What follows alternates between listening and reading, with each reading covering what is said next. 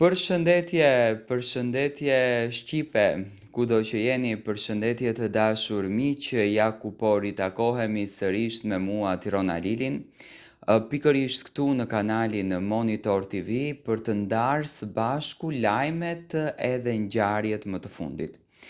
Sot në fakt është një ditë dinamike, sot është një ditë me lëvizje të mënjëhershme, me lëvizje që në fakt kanë ngritur përsëri shqetësime te publiku, duke më pyetur se çfarë Tiranë konkretisht ndodhi dje nga një fotografi që Mateo dhe Brikena postuan së bashku në story të njëri tjetrit, ndodhi gjëma e madhe. Mateo dhe Brikena fshin njëri tjetrin nga Instagrami. Më thënë ka qenë kjo një lëvizje që në fakt ka shqetësuar pafund publikun, lajmi u bë i ditur më njëherë, filluan hamencimet, filluan analizat, filluan thashethemet që çifti është ndarë. Tani unë do të bëj një retro, do të bëj një përmbledhje, dua ta dëgjoni deri në fund analizën time dhe ta kuptoni se çfarë në të vërtetë po ndodh. Unë jam shumë i bindur që në asnjë mënyrë nuk ka ndarje në këtë marrëdhënie. Edhe natën e mbrëmshme e ndoqa me vëmendje Top Arenën, pash një Mateo dhe një Brikena shumë të relaksuar, pash një Mateo shumë pozitiv, pash një Brikena pozitive. Zakonisht, kur ka ndarje, ka mërzitje, ka thyerje shpirtërore, ka thyerje emocionale, por pash një çift që ishin pothuajse në të njëjtin dimension, ashtu siç kishin qenë netët e tjera kur ndiqeshin në Instagram. Fatkeqësisht, jetojmë në botën ku Instagrami është bërë dosja kryesore. Sot nëse nuk ndiqesh në Instagram, ti nuk ke raporte, nëse nuk ndiqesh në Instagram, ti nuk ke dashuri. Me thënë, kjo është bota ku ne jetojmë. Tani, janë fshirë nga Instagrami, okej, ashtu duket në sy të parë, do me thënë po të futemi tek search të kërkojmë Brikena në Instagramin e Mateos nuk të del, dhe nëse futemi në Instagramin e Mateos dhe kërkojmë Mateo nuk të del. Do me thënë, automatikisht janë të fshirë nga Instagrami, kanë hequr njëri tjetrin.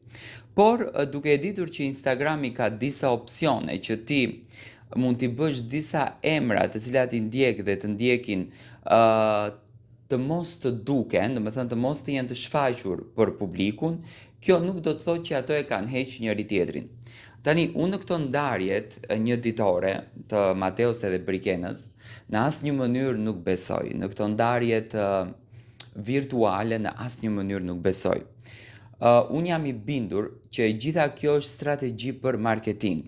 Jemi në fund më të Top Arenës, do me thënë emisioni duhet të merë vëmendjen maksimale, duhet të merë klikimet maksimale, dhe jam shumë i bindur që kjo lëvizja nuk bëhet për Mateon dhe Brikenën, por bëhet për interesa të emisionit Top Arena, që në kuadër të emisioneve, Top Arena të then rekorde shikueshmërie.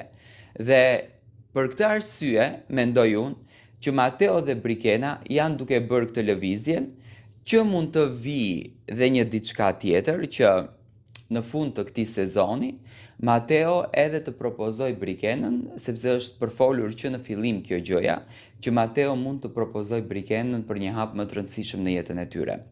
Këtë lëvizjen që sa po ka ndodhur, unë nuk e shoh si një ndarje, nuk e shoh si një idhërim, nuk mundet një çift, më duhet të rikthehem gjithmonë në ato fjalë që i kam thënë, nuk mundet një çift të ndahet brenda një dite, nuk mundet një çift të pajtohet brenda një nate.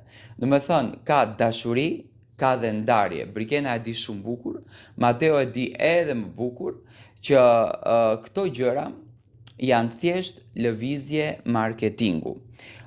Publiku i do, publiku me patjetër që shqetësohet sepse nuk dëshiron që t'i shikon të ndarë, nuk dëshiron që t'i shikon të thyer, ai lufton për Mateon dhe për Brikenën t'i shikon bashkë.